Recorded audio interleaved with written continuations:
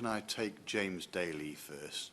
Not everybody had previously indicated, but we'll make a note. Thanks. James. You're right, indeed, Mr Davis, and I want to congratulate my friend on bringing forward a very, very important issue. And I wanted to highlight, I mean, it's a very wide scope of a debate, and we could talk for many hours on this subject.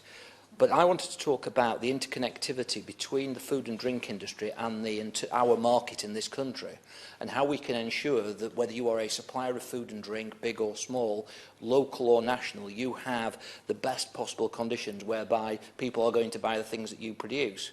Whether that be gin, I'm meeting a business on Friday who have a little business that's set up regarding gin and the production of gin. How are we going to ensure that they are competitive, that the markets are there, that are going to be able to buy that product? And I'm passionate, and I don't think this is a secret, Mr Davis, at all about this. About pubs, I've set up an APPG. Perhaps I shouldn't frame it in that way, an APPG for tenanted pubs.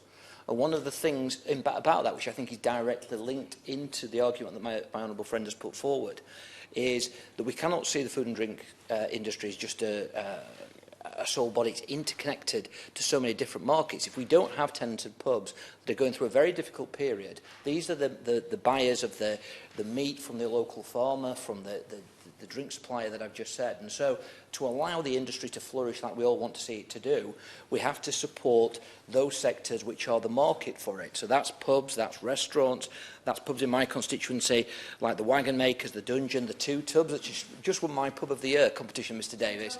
The Two Tubs, absolutely. And I think that I'll conclude my very short remarks in respect of this. That once we as a country consume the shellfish off the coast of Cornwall, off the coast of the East Coast, around Bridlington, once we have those markets, and once we create the campaign and the market conditions whereby we, as a matter of course, are buying this product, making the best use of the fantastic products we have throughout this country, then we will have failed. So I think there is much to be done as a parliament, much to be done in terms of championing British food. We've got some real champions in this room at this moment in time. But the small producers of quality produce, of quality drinks, they require this government to support them in any way possible. The Hearth of the Ram, a great pub in Ramsbottom, buys everything local. If we didn't have the Hearth of the Ram, some of the issues that my honourable friend has raised, there would be no market for local producers in my area.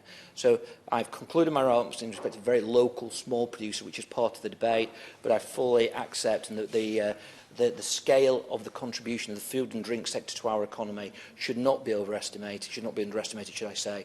And as a former native of Carlisle, I recognise a lot of what my friend has said. And I should say that two of my favourite places on earth, Carlisle and Bridlington, are represented in this room today, and so I'm delighted to have taken part in the debate.